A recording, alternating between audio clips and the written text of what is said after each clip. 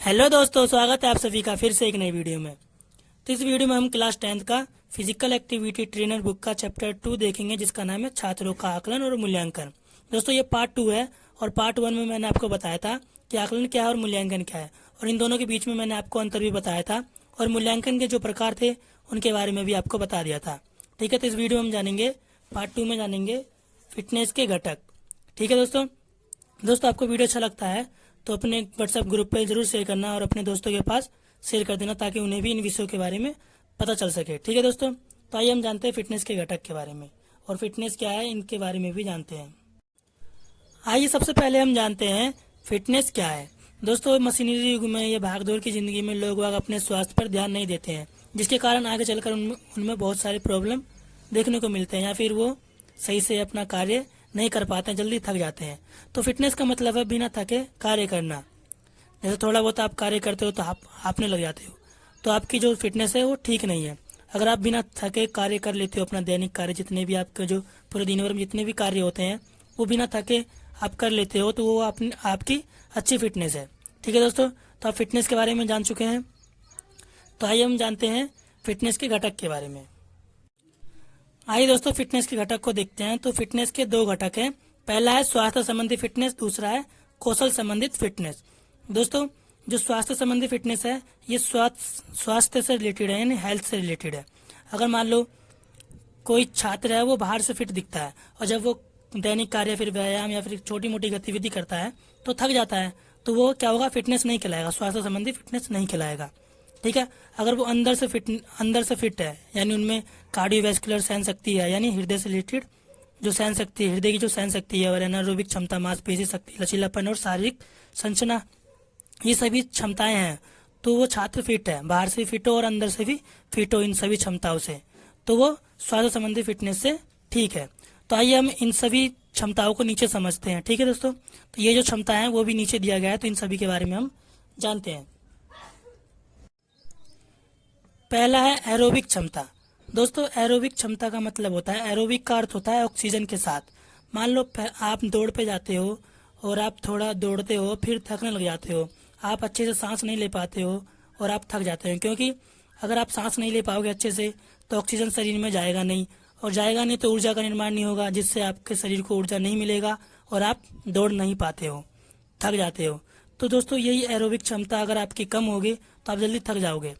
अगर दूसरे दिन आप दौड़ पे जाते हो, तीसरे दिन जाते हो, तो आप कम थकने लग जाते हो, यानी आपकी एरोबिक क्षमता धीरे धीरे बढ़ती चली जाती है।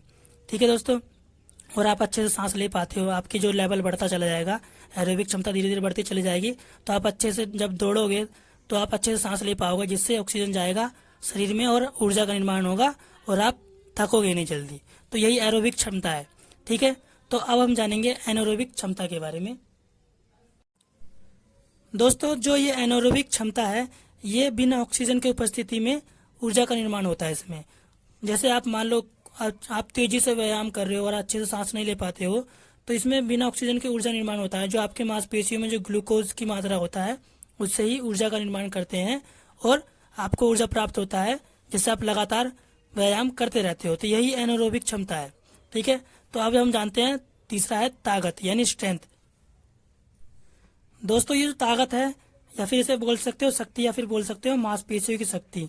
दोस्तों जो ताकत है ये प्रयास या फिर प्रैक्टिस से रिलेटेड है। मान लो आप 10 किलो का डंबल आपके पास है और आप उसे उठा नहीं पाते हो, तो आप पहले दिन दूसरे दिन प्रयास करते हो, प्रैक्टिस करते हो उठाने की, जिससे क्या होता है, आपकी जो ताकत की जो क्षमता है, जो शक्ति है, वो आपकी बढ़ने लग जाती है, और ऐसा दिन आएगा कि आप उसे उठा लोगे। तो यही ताकत है। तो अब है लचीलापन। तो आइए लचीलापन के बारे में जानते हैं। दोस्तों लचीलापन ये भी एक क्षमता है, जो हमारे शरीर में एक ऐसी क्षमता है जो हमारी हड्डियों के जो बीच में जो जोड़ होते हैं, जैसे कोहनी में, घुटना में, ये जो जोड़ होते हैं, जितने भी हमारे शरीर में जोड़ होते हैं, उसकी जो गति है, सीमा, वो कितनी तेजी से गति करता है, और जो हमारी जो मांसपेशी है वो कितनी खिंचती है, या फिर उसकी जो लंबाई में कितनी वृद्धि होती है, वही लचीलापन है, फ्लेक्सिबिलिटी है। ठीक है दोस्तों, तो आइए हम जानते हैं शरीर की संरचना।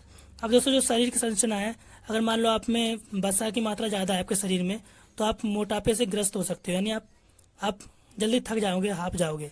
अगर आपकी शरीर की संरचना ठीक है, आप फिट हो, तो आप जल्दी नहीं थकोगे। अगर आप में फैट है या फिर वसा की मात्रा ज़्यादा है, तो आप मोटापे से ग्रस्त हो और आप जल्दी हाफ जाओगे या फिर थक जाओगे। तो आपकी शारीरिक संरचना भी ठीक होनी चाहिए। ठीक है दोस्तों, तो आइए हम जानेंगे दूसरा है कौशल संबंधित फिटनेस।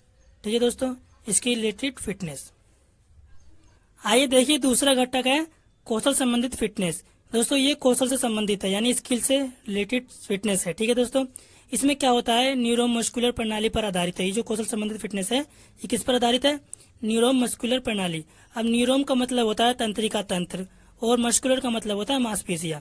तो इस कौशल संबंधित फिटनेस के अंदर तंत्रिका तंत्र और मांसपेशियों के बीच में अच्छा संबंध से रिलेटेड है। ठीक है दोस्तों, क्या जो हमारी तंत्रिका तंत्र क्या होता है, ये हमारे शरीर को मैसेज या फिर मस्तिष्क को मैसेज पहुंचाता है। ठीक है, ये जो तंत्रिका तंत्र है, जो तंत्रिका है वो हमारे पूरे शरीर में फैला हुआ है। तो तंत्रिका के पूरे जाल को ही तंत्रिका तंत्र कहा जाता है। ठीक है, ये न्यूरोमस्कुलर प्रणाली पर आधारित है कौशल संबंधित फिटनेस, और यह निर्धारित करता है कि कोई व्यक्ति कोई स्किल को कितनी सफलतापूर्वक कर सकता है। मान लो जो किसी व्यक्ति के अंदर कोई स्किल है वो कितनी सफलतापूर्वक कर सकता है, ये कौशल संबंधित फिटनेस में आता है।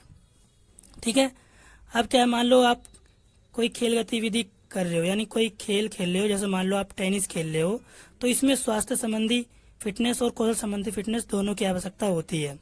ठीक है, अब वो जो टेनिस खेल रहा है, जो व्यक्ति टेनिस खेल रहा है, उसमें क्या क्या गुण होने चाहिए, गति, उसकी जो गति है वो अच्छी होनी चाहिए।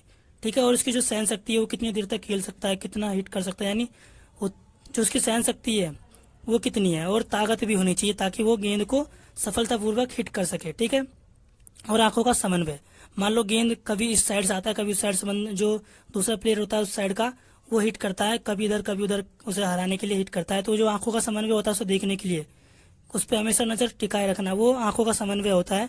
और पैरों की गति भी होनी चाहिए, यानी जैसे बॉल इधर उधर आता है तो हमें तुरंत इधर उधर भाग के हिट करना होता है। तो पैरों की गति और आंखों के समन्वय से संबंधित है। ठीक है, कौशल संबंधित फिटनेस। अब क्या है, अब इन क्षमताओं से हम कौशल संबंधित फिटनेस को आकलन किया जा सकता है। किसके द्वारा, इसके द्वारा। आकलन माने जानकारी इकट्ठा करना किसी चीज या फिर इंफॉर्मेशन प्राप्त करना है। ठीक है, ये है, पहला है कार्य, दूसरा है संतुलन और तीसरा है समन्वय। दोस्तों जो कार्य है, जैसे दौड़ना हो गया, तेजी से दिशा परिवर्तन करना हो गया, यानी मान लो हमें इस साइड दौड़ रहे हैं फिर एकदम से दिशा परिवर्तन कर देते हैं हम। मान लो इस साइड से गेंद आया तो हम इधर तुरंत आते हैं, हिट कर देते हैं। फिर एकदम से इधर से आता है तो हम तुरंत दिशा परिवर्तित करके तुरंत हिट करते हैं। तो यही दिशा पर हो जाएगा, दिशा प्रदर्शित करना, यानी दिशा परिवर्तन करना, ये कार्य हो गया। ठीक है, अब है संतुलन। संतुलन का मतलब होता है बैलेंस बनाना, यानी मान लो स्थिर खड़ा रहना भी एक संतुलन है।